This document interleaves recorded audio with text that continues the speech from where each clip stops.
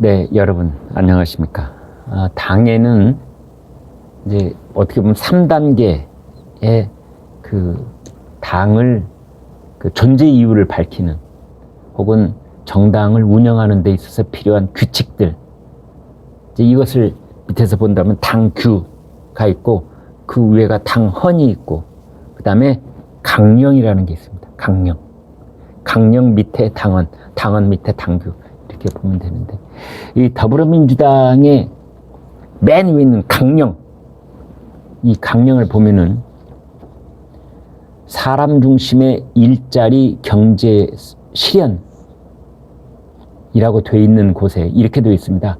가계부채 문제를 해결하고 실직과 은퇴 등에 대비한 사회적 안전망을 강화해서 안정적인 소득주도 성장의 환경을 마련한다. 소득주도 성장의 환경을 마련한다. 더불어민주당 강령이 그렇게 되어 있습니다. 소득주도 성장. 근데 이것을 삭제하기로 지금 그렇게 준비 작업을 진행하고 있습니다. 언제? 8월 29일 날 전당대회 때. 전당대회 때는 당 강령을 바꿀 수 있거든요. 소주성, 소득주도 성장, 이걸 삭제한다.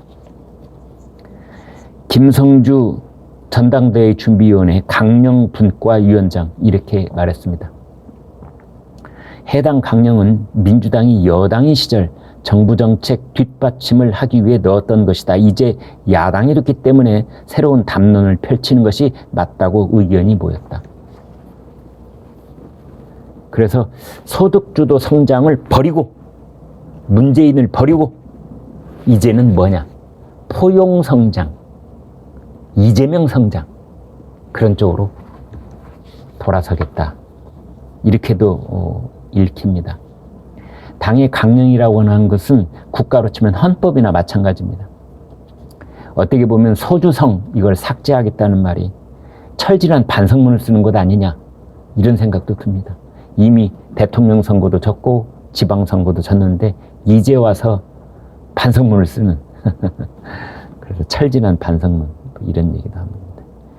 사실 소주성, 소득주도 성장, 그 이전까지 우리 국민들은 이 말이 뭔 말인지도 몰랐었습니다.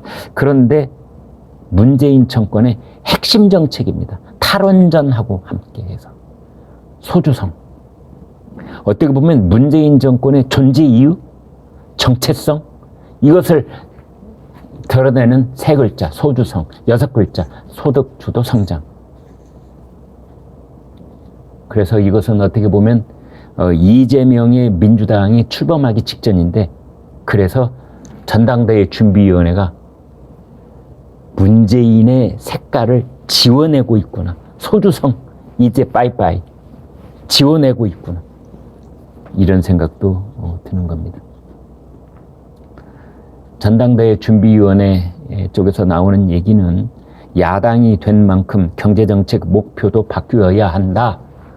이런 건데, 참 민주당 어떻게 보면 부끄러운 줄을 모릅니다. 여당일 때 정책 따로, 야당일 때 정책 따로, 여당일 때 색깔 따로, 야당일 때 색깔 따로. 당은 80조, 그러니까 기소만 돼도 당 간부의 직무를 정지한다. 이것도 그건 여당일 때의 것이고 야당일 때는 바꿔야 된다는 거 아닙니까?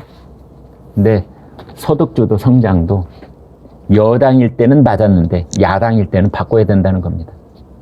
그때는 맞고 지금은 틀리다. 소주성을 삭제하려면 한 가지 전제 조건이 있어야 될 것 같습니다. 그것은 문재인 대통령과 민주당이 사과를 해야 됩니다. 사과부터 하세요. 지난 5년 동안 소주성 때문에 완전 엉망이 된 나라 경제에 대해서 무한 책임을 지는 자세로 사과를 해야 됩니다. 어물쩍 넘어가면 안 됩니다. 소주성, 소득주도 성장, 그 정책을 만드는데 앞장섰던 고위 관료들, 경제학자들, 이 사람들이 문재인 대통령과 함께 사과를 해야 됩니다. 부경대 경제학과 교수 홍장표 청와대 경제수석을 했죠. 이 사람이 소주성에 앞장을 섰었습니다. 고려대 교수 출신으로 청와대 정책실장을 한 장하성, 김현철 경제보좌관, 이런 사람들 이제 소주성에 대해서 반성을 하면 반성, 사과하면 사과 얘기해야 됩니다. 그런 일이 있은 다음에 민주당은 강령에서 소주성을 지원해야 되는 겁니다. 이래는 선과 있다는 생각이 듭니다.